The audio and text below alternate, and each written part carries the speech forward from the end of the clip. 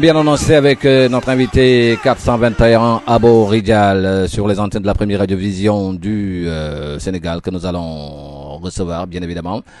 Aussi vous proposer un de ses titres bien évidemment Roku Day qu'on apprécie justement. Le temps nous dalalko, hein. C'est sorti ça fait plus de 8 ans. Hein. Let's go. Je rappe attack and rock, hip hop the fact, time bomber clock, underground strike back. Hard control man, export the pen. So many sorrows surrounding, so we hip in the head like red in the air. Up on the chest like we just don't care. Standing, crocodile inside out. As a soldier, me did as a man. But la bullshit for me, kulida, komisharia, alkati, raira wada, what. Then what a villain, when it's a gal like once again, is it to cherche du béton dans la savane. Sache que y'a pas de fumée sans indien. Mais ça man, tu sais pas et tu fais comme si tu savais. Amoulou, t'as voté que tu l'as cheloutar, Benito, give the fuck to.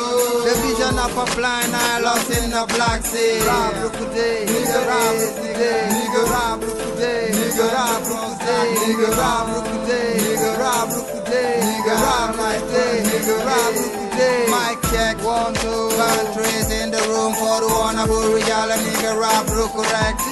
Double pen ko wati wax deug la nuy daaje doonu depp doonu daaw teru herape dégradé stram gram ye trappin sunu am real the brand go barang lu raw ne trend nara trend ko yalla wonta I'm shit when I come from Cumberland aduna du bege bote bo umpule wa ya ko umpule Mr. NP Delian we open fire burn 55 for your man 6 million in the 7 seas 7 heaven 7 sky blow your mind into life after death Kham Rekuday standing Rekuday rap Rekuday nigga rap Rekuday nigga rap Rekuday nigga rap Rekuday nigga rap Rekuday nigga rap Rekuday nigga rap Rekuday nigga rap Rekuday Marifatullah Ibrahim 15h22 sur la première radiovision du Sénégal. Comme bien annoncé avec son artiste invité 421 Abo Rijal, mon artiste, rappeur, auteur, compositeur,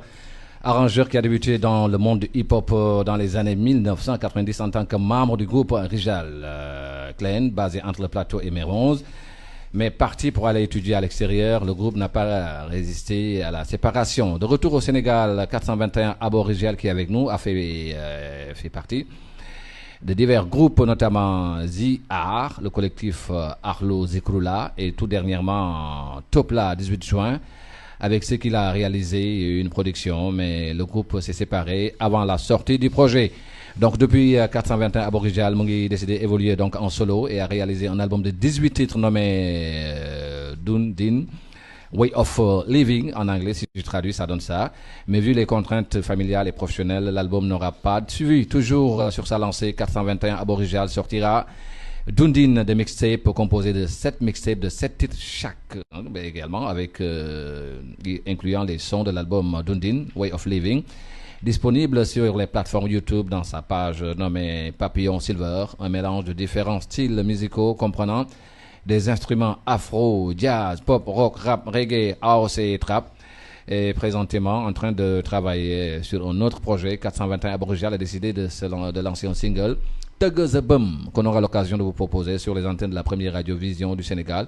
Un son issu du projet qu'il a écrit, composé et arrangé avec l'aide de son ami El Mokhtar du studio Darussalam Sound, d'où il a enregistré donc ce son depuis plus de 10 ans. Nous avons donc dans l'alcool.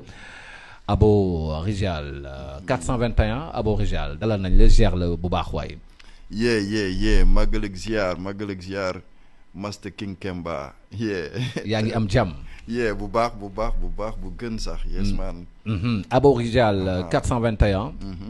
Dañu bëggoon xam d'ailleurs avant tout parce que le nom c'est le nom qui m'accroche 421 des chiffres. Je ne sais pas si en mathématiques. Ensuite Abo, ensuite Rijal. Qu'est-ce que ça signifie le nom avant ñuy wax ci carrière musicale bi? Bon, 421 mooy 4 to 1 en fait. 4 to 1. Madame de 4 vers 2. De 4 vers 1. De 4 vers 1. 4 to 1. waaw 4 to 1. Ok. yeah de 4 to 4 1. vers 1. boo dajee ci 1 nga taxaw taxawaayu Abo Rijal. boo dajee ci 1 nga taxawaay Abo Rijal. waaw 1 moom mooy xam nga rek l'unique. waaw ndeysaan ah. alors et sa carrière musicale def nañ ko sànq ci biographie bi nga xam ne jot naa ko dressé pour les auditeurs qui écoutent iRadio 90.3 Dakar. nga commencé nekk ci game bi ça fait plus de 10 ans. nga groupe bi jot a séparé wu après par la suite tu as décidé donc de mener une carrière solo. Exactement sérieusement quand est-ce nga démarré sa carrière professionnelle. Bon professionnellement en fait. dama ciy nekk après mu am rupture. Après ma nekkaat ci après mu am rupture. Bon on peut dire que quand on a commencé à toaster dans les débuts des années 90 91. Bon le groupe Rijal's Clan s'est formé en 94. En 94. Voilà on a évolué jusqu'en 97. C'est là la période de la rupture. En 2000 le groupe s'est ressoudé mais n'a pas pu surmonter les problèmes. Ensuite il y a eu le ZART. Le ZART. waaw ZART. mais su ma ci déggee mel ni damay dégg benn notation benn connotation ziar. exactement. ok exactement ci lan nga doon def référence ci foofu noonu. bon mooy ZART maanaam xam nga ñu ngi leen di. comme li gars yi naan ziare. voilà mais en même temps day nekk ZART. léegi boo ko liiree au lieu nga naan ay ZART wala ZA. oui nga def benn jeu de mots ci A bi ak R bi nga xëcc wàcce R bi yëkkati A bi ak T bi. ZART jox la ZART quoi. yesaay. waaw Zi Abo Rijal Tuqa moom mooy maanaam. clan bi quoi groupe bi. mooy clan bi voilà. alors comment ça s'est passé tes débuts parce que aussi artiste boo xamante ne bi def na plus de 10 ans de carrière sur la scène musicale par la suite le groupe s'est séparé ñenn ñi dañoo demoon def ay dem poursuivre seen études à l'étranger ci nga décidé donc mener sa carrière solo. Voilà après tout ça quoi léegi non après ZART bi commencé nañ job mais à un moment donné les bon da ngay jékki-jékki mu am ku am jabar donc le temps doo amati temps boobu booy mën a consacrer pleinement à l'art parce que dina am benn côté boo xam ne day am rupture donc disponibilité bi day def un peu défaut donc après groupe boobu mujj séparé voilà entre temps mais après entre temps man ak ki ma nekkaloon si ZART ñu koy woowee Amdi Moustapha mu ñëwaat ne ma bon nen def benn collectif. waaw un collectif qui regroupait en fait presque 9 MC ah. moom dafa doon def benn genre soul nii. ñu tuddee collectif boobu Akhlu Zikrullah.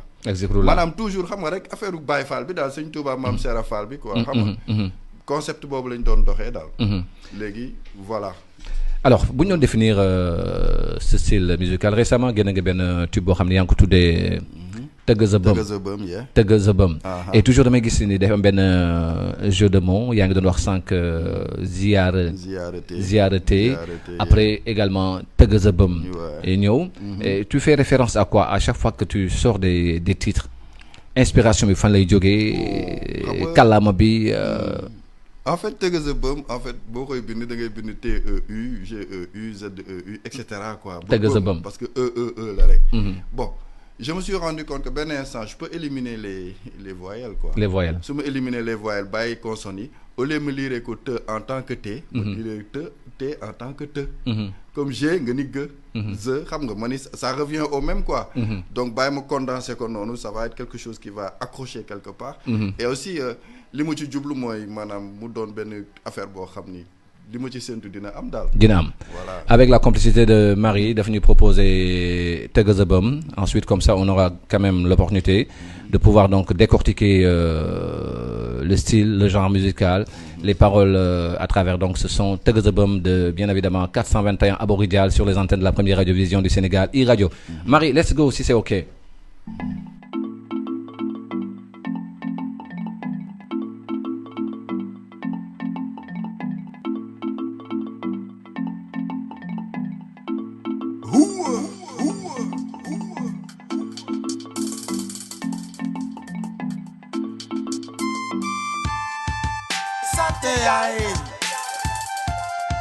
mi sant baay sa tolluwaay is da jubluwaay Tëgg sa bëm sa tëb lëmbal gësëm gin gi tàcc ku daanu damit dëkkate de kappati yàlla dénkin tën tën kërërëng may ko si daaju juróom tàcc la MC maa jigéen hura la ñu sant yaay gën di tuub di jéggaloo ñu sant baay sa xel bi fu muy xool di sa tolluwaay sa xol bi fu muy xool di sa jubluwaay sant yàlla julli ci yonen sant sunu yaay dolli sant sunu baay gërëm sunuy maam diine am na yërmande Abdoulaye mooy ànd ak Aminata Mustafa di doomu jaamu yàlla nandi dee di aji Makka bala 50 ans mais dinaa ko fa yëdoo la ñu sant yaay gën di tuub di jéggaloo ñu sant baay sa xel bi fu muy xool di sa tolluwaay sa xol bi fu muy xool di sa jubluwaay la ñu sant leen sàkku ngërëm sunu borom di la wóor teral sunu yaay teral sunu baay defar njaboot gi ba leen tawatul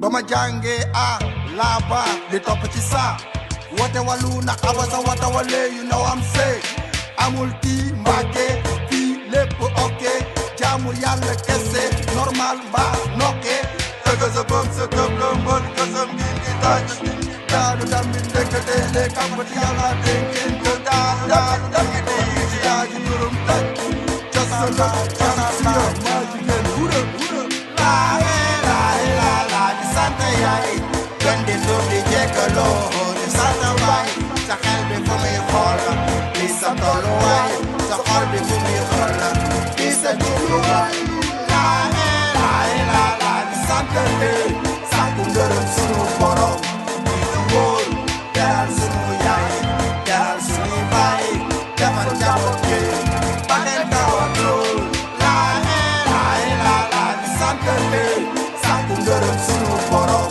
di la wóor teral sunu yaay teral sunu baay defar njaboot gi ba leen tawatul Kemba dans ta radio. Yes, niveau bi kawe na trop. En même temps, tout à l'heure, j'ai fait exprès, moi, que proposer donc les auditeurs de e-radio pour qu'on puisse quand même décortiquer le style, le genre musical, le flow. Comment ça se passe pour que am cette identité musicale? C'est important parce que ben artiste beaucoup de game yoy avant voix am di dug da ngay xamni carrément que qui c'est cet artiste. D'accord. C'est quoi?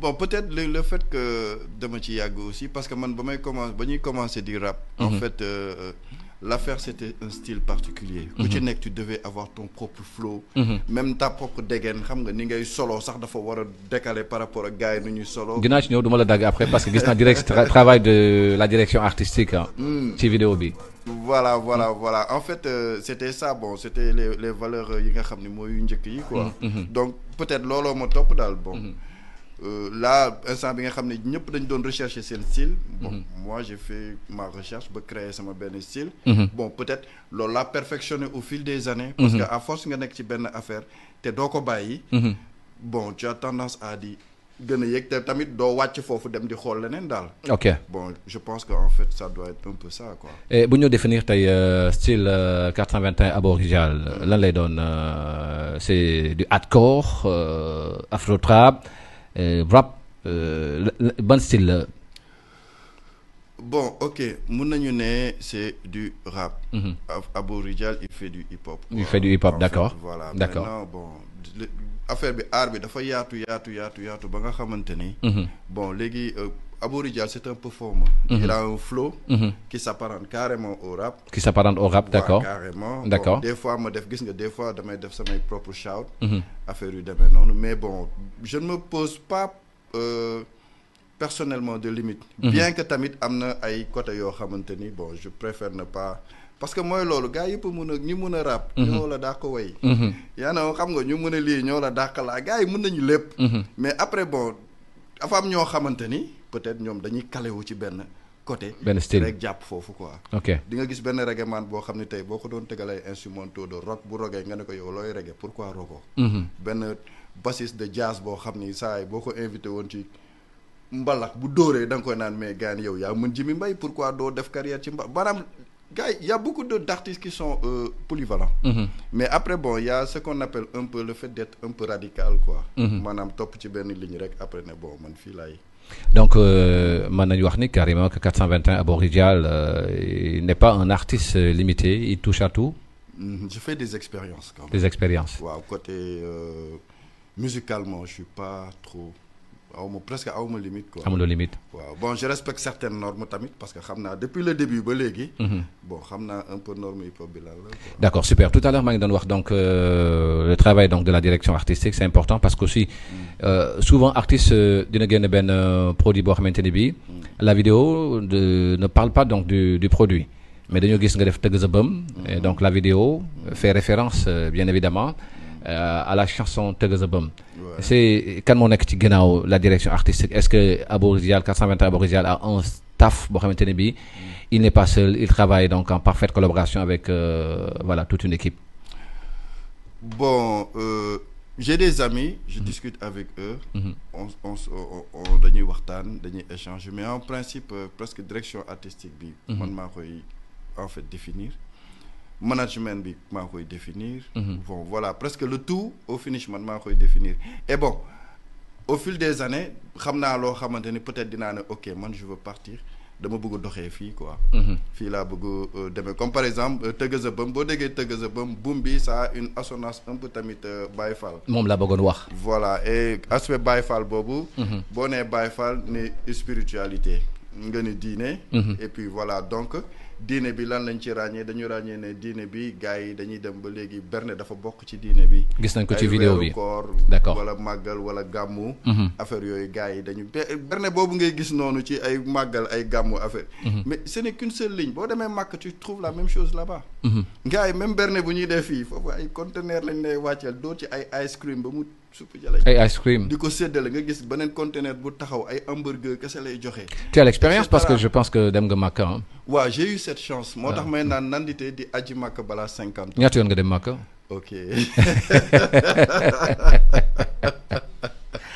non il faut mu wax auditeurs yi quoi il faut mu wax ko ñaata yoon nga dem màkk. benn yoon ñaari yoon ah. Allah jeez. Allah jeez. waaw maanaam many times bon. how many times.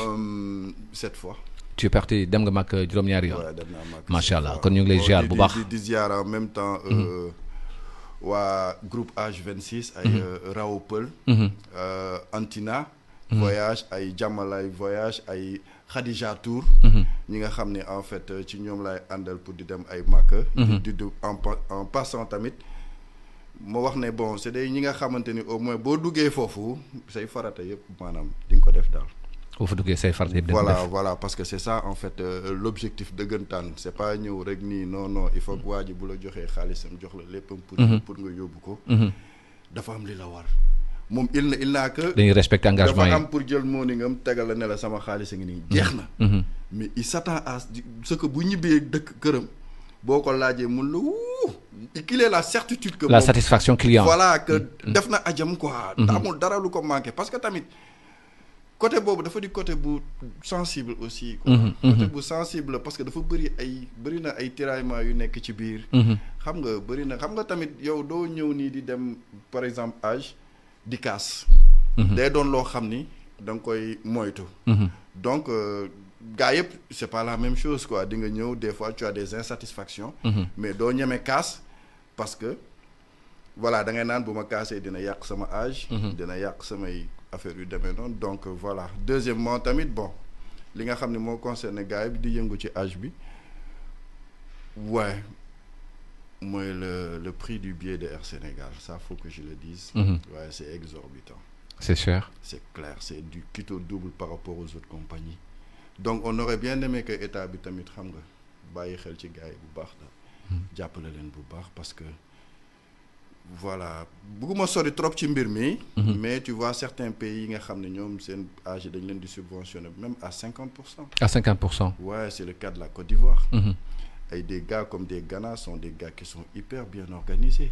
Bon, nous, on se plaint pas, mais on aimerait bien aussi que, xam nga, affaire bi gën a dëgër daal. Gën a facilité yi gën a yomb daal. gën a yomb. Voilà. Et ñu ngeen di bénéficier ci ay subventions ça c'est important parce que aussi kuy dem di aji mag aussi war nañ la ci jàppale. ba pare xam ne tamit du yëfu mag yëfu xale la. yëfu xale la. moo tax nandite di aji mag. avant balaa 50 ans. kon balaa 50 ans yàlla na dem mag avant 50 ans ba yóbbu sama yaay booy aussi ah. Et donc bu ñu xoolee aussi parlant donc de tes activités professionnelles. nga nekk artiste. mais aussi da nga am beneen casquette en parallèle ci lan ngay yëngu. Bon ci école enseignement. Ouais am na maa ngi gérer benn école. boo xam ni école Mémé Khadija je l'ai hérité. Je l'ai hérité de ma défunte mère. Donc boobu tam man maa koy gérer. En fait à la base j'étais dans l'informatique. Dans l'informatique. Ouais, mais dans le domaine de la recherche. Sur le riz quoi. Au niveau de. xam nga da nga may dugal ci ay publicité yu bëri mais vas-y y a pas de souci hein vas-y. Ouais may ziar xam nga waa Africa Rice. Ils font un boulot monstre parce que ces gars ils ont réussi à homologuer 16 variétés de riz. En moins de 5 ans. Alors que en une variété de riz. pour nga homologuer ko il te faut 15 à 20 ans. 15 à 20 ans. Ouais, mais ils ont réussi à développer en un temps record 16 variétés. Loo xam ne dans le milieu de la recherche mondialement. Ça n'a jamais été fait. Et ça y est, c'est fait. Ça n'a jamais été fait, mais la station du Sahel à Saint-Louis, ils ont réussi cette prouesse. Tey àdduna ba wërngal këpp même asiatique yi nga xam ni ceeb moom mooy seen mbir. ñoom ils n'ont jamais réussi à faire ça. Pour nga def homologuer benn variété ceeb, il te faut 10 à 15 ans. Ils sont parvenus à 16 en 5 ans. En 5 ans. Voilà, ils ont fait en masse et puis yëpp dafa joxe. Donc c'est le record hein. Ouais, carrément et c'est un record qui nous est aussi propre à nous quoi. ñun ñoo def performance boobu quoi. Tu étais là-bas. Ouais, bon, ça c'est li nga xam ne moom mooy seen historique. li ñu job man dama ñëw fekk ne ñoom am nañ loolu ba pare. Moi j'étais dans le domaine de l'informatique. Voilà, ça m'a permis de xam nga xool gars yi béykat yi lu ñuy dund. xam nga gars yi dañuy yore ay tool. Mais du ñu joxe tool yi. Pourquoi? I don't know da ngay gis tool yu bëri taxaw nii da ngay gis bon. 3 mois lañ koy utiliser. gars yi tamit il faut ñuy clash one time. da ngay gis ku yore toolam toog liggéeyu ci defu ci dara yow nga ñëw king ne ko bon écoute man sa tool bi dama ko soxla mun nga ma ko abal mu ne la jëlal fekk tool bi dafa am ay det léegi yow da ngay ñëw ji li ngay ji defar lépp ba foog na yaa ci ne ba desul dara lu dul nga ñëw récolter. gars yi amee dette bi dañuy ñëw ñoom li jënti wuñu ki ji. ñoom tool bi li fa ne donc tu perds. Des copains qui ont investi jàppale ay gars ci ji bi mais après gars yi arnaqué yow nga ñëw. Et on te dit pas ça duñ la ko wax. non mais booy engagé wu. voilà non duñ la ko wax en fait da ngay ñëw am sa xarit bu nekk ci benn tool j'ai un ami dund na loolu dafa jàppale benn gars ñu ji ci vallée bi. mais ba récolte bi jotee gars mi daf ko ne dafa foiré dara doxul dara jaarul yoon fekk c'est des bobards gars bi il n'était pas sur place pour pouvoir vérifier. Ouais, après il a su mais loo ci mën des fois da ngay jéem ba sonn. mais c'est compliqué ce qui se passe dans le Sénégal ah. doy na waar ah. benn instant c'est gisoo déjà man ba may ñëw rek dama ne woon bu ma ñëwee moom dafa am benn texte boo xam ne bu ma ñëwee moom laay nuyoo. ban la vas-y. Now let's go vas-y. Yeah, make yourself at home. parce que dama ñëw ne bon bu saaga doon kill camionneur yi njëkk a dee. bu saaga doon. kill. sa camionneur mooy njëkk a dee. topp ci chauffeur car rapide. topp ci chauffeur. taximan aksi. déggal texte boobu déggal bu saaga doon. bu saaga doon rey. taximan. camionneur yi njëkk a dee. camionneur mooy njëkk a dee. topp ci chauffeur car rapide. topp ci chauffeur car rapide. taximan aksi. taximan aksi. Jakarta mel ni yow ci kaw tali. loolu texte la de loolu ça vaut la peine il faut nga protéger ko rapidement au niveau donc de la SODAV avant que gars yi di ko jël mais dafa am benn affaire boo xam ne dama ko noté déjà ñu ngi gis projection vidéo bi nii. Marie foo ko mën a arrière tuuti. ñu ngi gis benn aspect boo xam ne c'est tellement naturel à travers donc tes vidéos. Il y a pas de luxe. gis ñu ci yenn nga dem tourner vidéo bi voilà ñu ngi yaa ngi wax car rapide. yaa ngi ci mbedd mi café Touba bi. waa ji takk njël bi nga sol njaxas bi. kii toog ci kër gi jaaykatu journaux bi ça c'est naturel quoi. waaw en fait. Qu'est-ce qui te pousse à vouloir procéder de la sorte? Bon, tout d'abord être en phase avec moi-même. Être en phase avec le luxe, ça te dit rien? Bon, c'est pas que bon. bu fekkoon ne man dama yoroon ay Mercedes ay BM ay affaires yooyu ok mun naa génne Mercedes ak BM. mais bon yorewuma Mercedes yorewuma BM du ma ko génnee. bon le clip là. mais c'est ce que les gens font maintenant hein, parce que c'est pour vendre. Ok c'est bon c'est ça c'est l'aspect commercial. mais ban njëriñ nga am pour génne Mercedes BMW après ñuy dugg ci benn tata di la gis wala nga yéeg ci Jakarta wala ngay taxaw di waxaale taxi pour man amul sens. nga taxaw léegi ok tu frappes la gars bi bu la xoolee nii ci télé bi ne wuu kii mooy sama waa ji mais bu jékki-jékkee gis na nga taxaw ci car rapide bi. downgrade. Ouais, definitely da ngay en fait am na benn côté boo xamante ni kii bon man je suis de la vieille école. La vieille école xam nga c'est la rue quoi qui cause c'est pas les strass et paillettes qui cause quoi. Bon voilà lépp lu may wane fii mooy lépp li nga xam ne en fait dama koy dund daal. c'est du vécu. Ouais, c'est en phase avec moi quoi. C'est en phase avec toi. Je sais pas de jéem a indi leneen bés bu ñu taxawee gis ma indi leneen rek dañuy fekk ne saa yi maa nga fa. yaa ngi fa justement ñu ngi wax tout à l'heure sa carrière musicale ce style ce genre musical aussi c'est très important mais dañu xool ni léegi affaire bi dafa am benn évolution le mouvement hip-hop la musique dafa am benn forte évolution da ngay gis léegi gars yi bu ñuy génnee dañuy am style yoo xam ne c'est ce qu'on appelle afro mbalax voilà R&B style boobu mooy li gars yi di wax naan mooy style bi nga xam moom mooy fay mooy bom mais toi tu es resté figé ci benn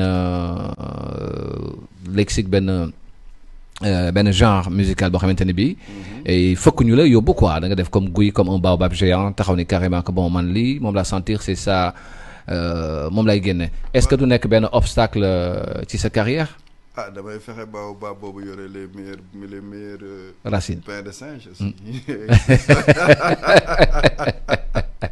non dama bëgg ñu Marie nga delloo ñu tëgg sa bëm bi parce que c'est important ngeen xam voilà le style le genre musical de 421 Abo Rijal moo nekk suñu invité sur iRadio 90.3 Dakar Marie dooro ñu son bi 421 Abo Rijal bi mooy son bi tëgg sa bëm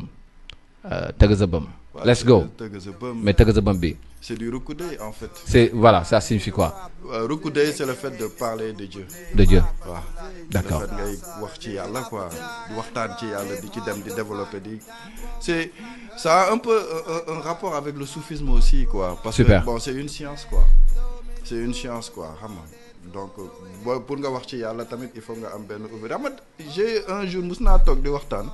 mu am ay pas yuy waxtaan. maa ngi toog ba benn instant ñu wax rek. wax ba waa ji ne non Dieu affaire beneen part bi ne ko non boo indee yàlla ci waxtaan bi day tëju.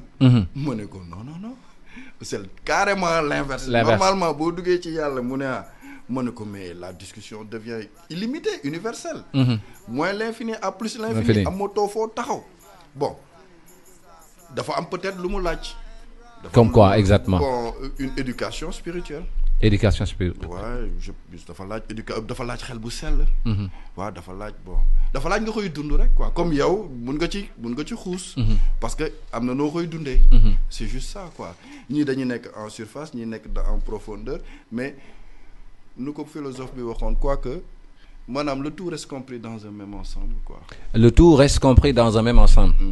Ouais. maanaam je partage cette idée hein. Voilà loolu kese la quoi. loolu kese la.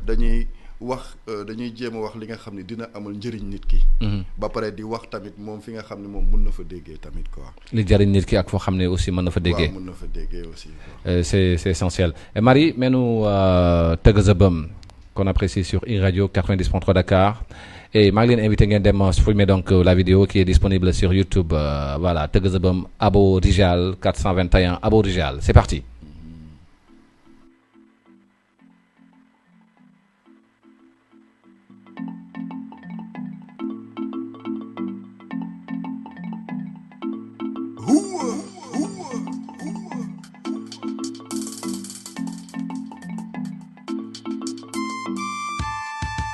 Sante yaay ñu sant baay sa tolluwaay di sa jubluwaay dëgg sa bëm sa tëb lëmbën gësëm gin gi tàcc ku daanu dal mi fekk dee kappati yàlla dénkin kën tën kërërëng may ko si daaju juróom tàcc ca la kam si ya maa jigéen wura la ñu sant yaay gën di tuub di jéggaloo ñu sant baay sa xel bi fu muy xool di sa tolluwaay sa xol bi fu muy xool di sa jubluwaay sant yàlla julli ci yonen sant sunu yaay dolli sant sunu baay gërëm sunuy maam diine am na yërmande Abdoulaye mooy ànd ak Aminata Mustafa di doomu jaamu yàlla nandi dee di aji màkk bala 50 ans mais dinaa ko fa yëdoo la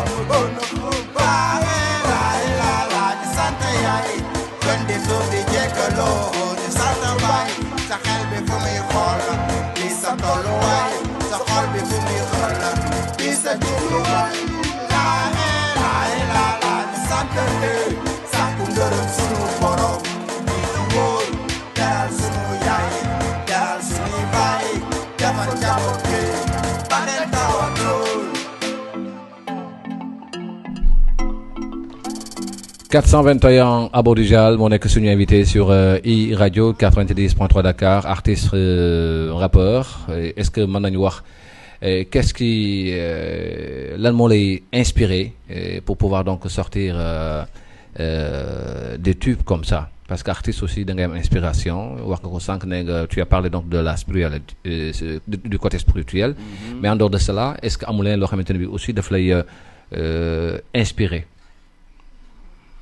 Bon mooy comme li ma la wax bu dee man par rapport ak man Mouridulahi bi la sëñ bi la maam Cheikh la et puis voilà quoi Baye Fall waaw Baye Fall maa bi comme ni ma koy waxee sëñ bi moom daf ñu ne gaañ mbir mi ñëpp la mbir mi moom pour nga doon murid bi dëgg da ngay doon tijaan da ngay doon laayeen da ngay doon xaadar après loolu ngay boole xam nga mu taxawee maanaam munoo teggi fale ba pare bëgg valable fii quoi c'est impossible donc bon loolu la y a cette éducation là parce que bon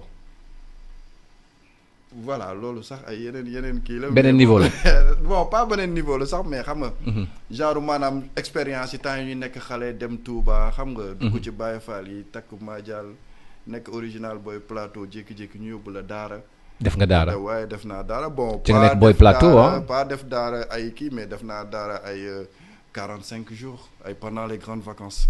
yóbbu nañ ma à 2 reprises Daara xam nga bon mu jox ma beneen vision de xam nga après tu ça t'a forgé ça non mais da ngay ñëw xam ne bàyyi ndekete Sénégal a ngi nii da ngay comprendre lu bëri après ça loolu tamit am na lu bëri lu mu changé ci man xam nga moo tax xam nga ba ma jàngee la ba li topp ci saa woote wallu ndax aba sa woote wallee yu na am saint kawe na aba sa woote wallee maanaam yu s'est renfrogné foofu yonent bi yàlla dafay junju gars yi humilité dafa am solo. la modestie voilà bul gis ki nekk koo xam ne am na ay tawféex ay xéewal nga gënale ko ki nga xamante ni il est démuni alors que ki nga xamante ni il est démuni moo gën a am sa yitte yow. que ki nga xam ni il est xam. et je suis d'accord avec toi. donc loolu la quoi. xam waaw. album yi projet yi fan la ci toll est-ce que aussi li jot a génn depuis récemment. ay autoproduction la loo xam ne yaa ko defal sa bopp ou bien da ngay liggéey ak studio aussi son yi ñi koy composé sa beatmaker yi bëggoon naa xam ñan la aussi parce que tu as un style unique et très particulier. Thank you. Non c'est du jamais vu hein, franchement. jaaraama loolu moom yéen en fait comme j'ai un ami il a un studio. Je vais là-bas en général foofu lay produire. En fait tout côté production bi man maay le producteur. Ben léegi nag ay côté composition bi on travaille ensemble côté arrangement bi on travaille ensemble. Ok yenn saa yi côté composition bi il me donne des instrus man tam je suis capable de composer des instrus. ma indi mais boo xoolee ci dundin bi am na 4 mixtapes yoo xam ni lépp ay instrumentaux la.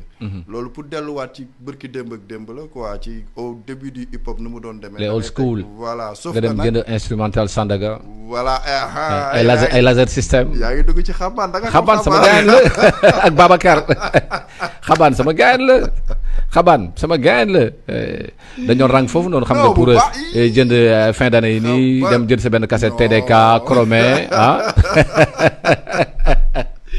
man laa njëkkee jënd instrumental. mooy wër Sénégal gi yëpp. gars yi dañuy jël horaire bi ñëw jënd instrumentaux yi. te ndaanaan la woon. ndaanaan la woon doon am kenn amul ah. ay Daz Effects ak ay Daz Effects MOP. ay MOP ay Wu-Tang Clan Killer. ay NW ay Ice Cube ah. waaw man moom Public Enemy laa nag man. Public Enemy. non voilà man je suis Public Enemy quoi man Public Enemy je suis un peu NWA.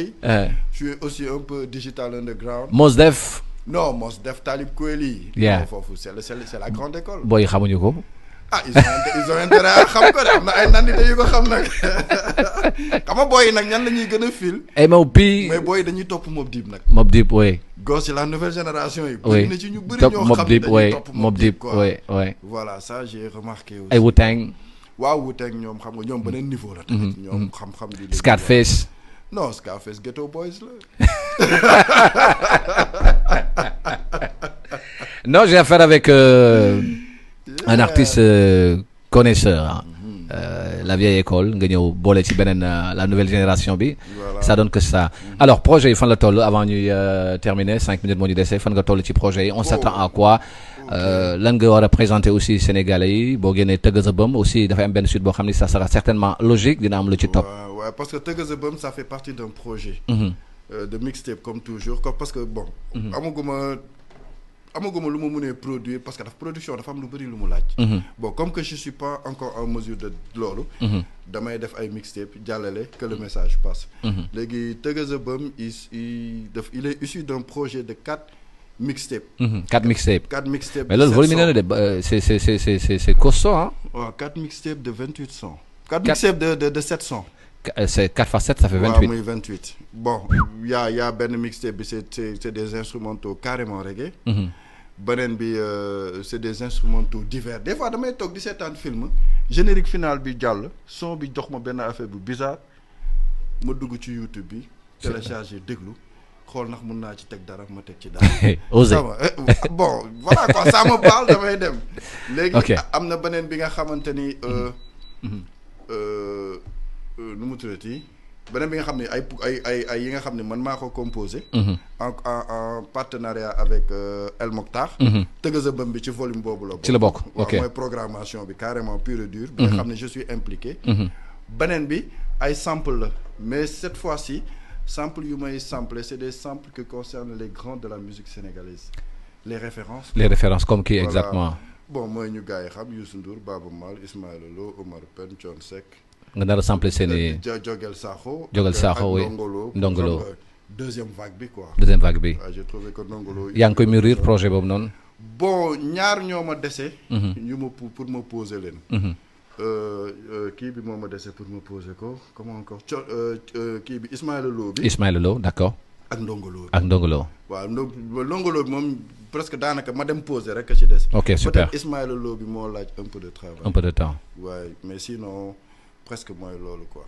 alors lan ngay wax followers yi fans yi nga xam ne dañuy topp 421 Abo Rijal ce message lan la. waaw pour ñu stay tuned get connect ci YouTube bi. yan ci page yi aussi il faut rappeler ko. arobase Papillon Silver. Papillon Silver. Silver sur YouTube. ouais 7421 7421. 7421. ouais Papillon Silver 7421. toujours benn ngay terminer toujours ci benn ngay terminer. waaw mais xam nga lépp en fait. la vie àdduna lépp benn la. ñaari mic yi c'est la même marque mais bii ak bii bokkul c'est une succession de 1. ce sont des 1 multiplié par 1 gisoo la preuve sax boo duggee ci affaire informatique dañ la koy junj 0 ak 1 rek lañ lay tegal 0 ak 1 code ASCII bi 0 ak 1 yi la ñuy rangale 8 fois. ñu génn ci lu leen neex génn ci alphabet génn ci plus génn ci multiplication génn ci tous les caractères ci kaw ñu leen di repositionner rek. yaa may réeral de. je suis pas. en fait li ma bëgg wax mooy. loo gis benn la. loo fii mun nga wër fii yëpp tu ne verras jamais loo xamante ne. tubaab bi sax doguma la tubaab bi xam nañu ko nee nañ tout est possible dans la vie sauf l'existence de deux dieux. benn yàlla rek mooy am. moo tax benn boobu nag. ci kennam kooku lay kennalee moo tax lu mu defar lenn la. dëgg naa dëgg lu mu defar lenn la musul am ci kaw suuf benn kese la. benn yuy dem la rek. super alors ñu bàyyi la nga tàggatoo ak auditeurs yi 421 Abo Rijal sur iRadio présenté ñu tëgg sa bëm ak projet yi nga xam ne war na ñëw. waaw xam nga nag dama doon faral bu ma defee interview bu ma paree bu may jaajëfal damay jaajëfal King Kemba. léegi nag fekk si naa King Kemba moom ci royaume moom ci kingdom maa ngi in the kingdom of king. donc xam nga damay ziar maanaam ñëpp ñi nga xam ni ñoom ngay liggéeyal waa iRadio. waaw di leen jaajëfal bu baax. kontaan naa neex na. merci. neex na wax dëgg yàlla. neex na évolution bi neex na. job bi neex na. macha allah ok di jaajëfal tam waa ITV. ok bon di jaajëfal ku mel ni Ayni. Ayni oui la RTS oui sama gars voilà ak Jean-Yves. ak Jean-Yves aussi RTS toujours. ak waa RTS 2. waa RTS 2 ñoom Mina Khatab. ak waa RFM Mina la bergère. Mina la bergère RFM DJ Kals. carrément non kooku moom lu ne la ma woon. c'est un bro ay xam nga ñoom El Mokhtar comme ni nga ko waxee ñoom Cheikh Tourate. ak toujours suñu wasila suñu sang Cheikh Alioune Cissé. xalif général. de góor yàlla. bëgg naa la jaajëf merci beaucoup mon frère jaajëf allez merci Birane jaajëf merci c'était 421 Abo Rijal qui était notre invité. Merci de l'autre côté pour l'appui technique la partie digitale à Marie Sonko, merci à Birane Cissé, merci à tout le monde. Rendez-vous quant à moi lundi sur iRadio 90.3 Dakar. Jaa ngeen jëf.